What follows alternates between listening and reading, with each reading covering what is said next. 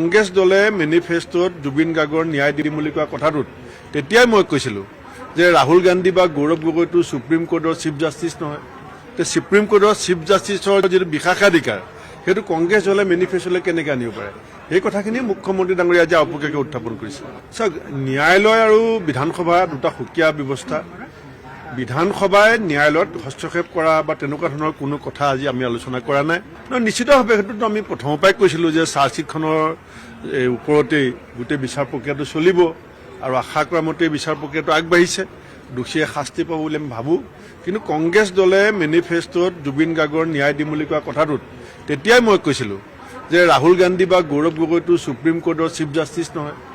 Supreme কোৰ্টৰ chief জাষ্টিছৰ যিটো বিশেষাধিকাৰ সেইটো কংগ্ৰেছ দলে মেনিফেষ্টলৈ কেনেকৈ আনিব পাৰে, সেই কথাখিনি মুখ্যমন্ত্ৰী ডাঙৰীয়া আজি আওপকীয়াকৈ উত্থাপন কৰিছে। কংগ্ৰেছ দলে মেনিফেষ্টত জুবিন গাৰ্গৰ ন্যায় দিম বুলি কোৱা কথাটোত তেতিয়াই মই কৈছিলোঁ যে ৰাহুল গান্ধী বা গৌৰৱ গগৈটো সুপ্ৰিম কোৰ্টৰ চিফ জাষ্টিছ নহয়। সুপ্ৰিম কোৰ্টৰ চিফ জাষ্টিছৰ যিটো বিশেষাধিকাৰ সেইটো কংগ্ৰেছ দলে মেনিফেষ্টলৈ কেনেকৈ আনিব পাৰে, সেই কথাখিনি মুখ্যমন্ত্ৰী ডাঙৰীয়া আজি আওপকীয়াকৈ উত্থাপন কৰিছে। চাওক, ন্যায়ালয় আৰু বিধানসভা দুটা সুকীয়া ব্যৱস্থা। বিধানসভাই ন্যায়ালয়ত হস্তক্ষেপ কৰা বা তেনেকুৱা ধৰণৰ কোনো কথা আজি আমি আলোচনা কৰা নাই। নিশ্চিতভাৱে সেইটোতো আমি প্ৰথমৰ পৰাই কৈছিলোঁ যে চাৰ্জশ্বিটখনৰ ওপৰতেই গোটেই বিচাৰ প্ৰক্ৰিয়াটো চলিব আৰু আশা কৰা মতে বিচাৰ প্ৰক্ৰিয়াটো আগবাঢ়িছে, দোষীয়ে শাস্তি পাব বুলি আমি ভাবোঁ। কিন্তু কংগ্ৰেছ দলে মেনিফেষ্টত জুবিন গাৰ্গৰ ন্যায় দিম বুলি কোৱা কথাটোত তেতিয়াই মই কৈছিলোঁ যে ৰাহুল গান্ধী বা গৌৰৱ গগৈটো সুপ্ৰিম কোৰ্টৰ চিফ জাষ্টিছ নহয়।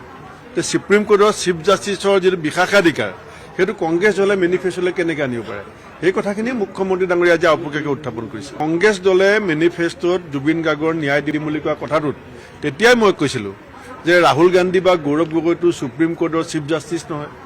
সুপ্ৰিম কোৰ্টৰ চিফ জাষ্টিছৰ যিটো বিশেষাধিকাৰ সেইটো কংগ্ৰেছ দলে মেনিফেষ্টলৈ কেনেকৈ আনিব পাৰে, সেই কথাখিনি মুখ্যমন্ত্ৰী ডাঙৰীয়া আজি আওপকীয়াকৈ উত্থাপন কৰিছে। চাওক, ন্যায়ালয় আৰু বিধানসভা দুটা সুকীয়া ব্যৱস্থা।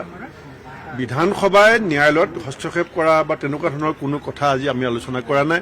নিশ্চিতভাৱে সেইটোতো আমি প্ৰথমৰ পৰাই কৈছিলোঁ যে চাৰ্জশ্বিটখনৰ ওপৰতেই গোটেই বিচাৰ প্ৰক্ৰিয়াটো চলিব আৰু আশা কৰা মতে বিচাৰ প্ৰক্ৰিয়াটো আগবাঢ়িছে, দোষীয়ে শাস্তি পাব বুলি আমি ভাবোঁ। কিন্তু কংগ্ৰেছ দলে মেনিফেষ্টত জুবিন গাৰ্গৰ ন্যায় দিম বুলি কোৱা কথাটোত তেতিয়াই মই কৈছিলোঁ যে ৰাহুল গান্ধী বা গৌৰৱ গগৈটো সুপ্ৰিম কোৰ্টৰ চিফ জাষ্টিছ নহয়। সুপ্ৰিম কোৰ্টৰ চিফ জাষ্টিছৰ যিটো বিশেষাধিকাৰ সেইটো কংগ্ৰেছ দলে মেনিফেষ্টলৈ কেনেকৈ আনিব পাৰে, সেই কথাখিনি মুখ্যমন্ত্ৰী ডাঙৰীয়া আজি আওপকীয়াকৈ উত্থাপন কৰিছে। কংগ্ৰেছ দলে মেনিফেষ্টত জুবিন গাৰ্গৰ ন্যায় দিম বুলি কোৱা কথাটোত তেতিয়াই মই কৈছিলোঁ যে ৰাহুল গান্ধী বা গৌৰৱ গগৈটো সুপ্ৰিম কোৰ্টৰ চিফ জাষ্টিছ নহয়। সুপ্ৰিম কোৰ্টৰ চিফ জাষ্টিছৰ যিটো বিশেষাধিকাৰ সেইটো কংগ্ৰেছ দলে মেনিফেষ্টলৈ কেনেকৈ আনিব পাৰে, সেই কথাখিনি মুখ্যমন্ত্ৰী ডাঙৰীয়া আজি আওপকীয়াকৈ উত্থাপন কৰিছে। চাওক, ন্যায়ালয় আৰু বিধানসভা দুটা সুকীয়া ব্যৱস্থা। বিধানসভাই ন্যায়ালয়ত হস্তক্ষেপ কৰা বা তেনেকুৱা ধৰণৰ কোনো কথা আজি আমি আলোচনা কৰা নাই। নিশ্চিতভাৱে সেইটোতো আমি প্ৰথমৰ পৰাই কৈছিলোঁ যে চাৰ্জশ্বিটখনৰ ওপৰতেই গোটেই বিচাৰ প্ৰক্ৰিয়াটো চলিব আৰু আশা কৰা মতে বিচাৰ প্ৰক্ৰিয়াটো আগবাঢ়িছে, দোষীয়ে শাস্তি পাব বুলি আমি ভাবোঁ। কিন্তু কংগ্ৰেছ দলে মেনিফেষ্টত জুবিন গাৰ্গৰ ন্যায় দিম বুলি কোৱা কথাটোত তেতিয়াই মই কৈছিলোঁ যে ৰাহুল গান্ধী বা গৌৰৱ গগৈটো সুপ্ৰিম কোৰ্টৰ চিফ জাষ্টিছ নহয়।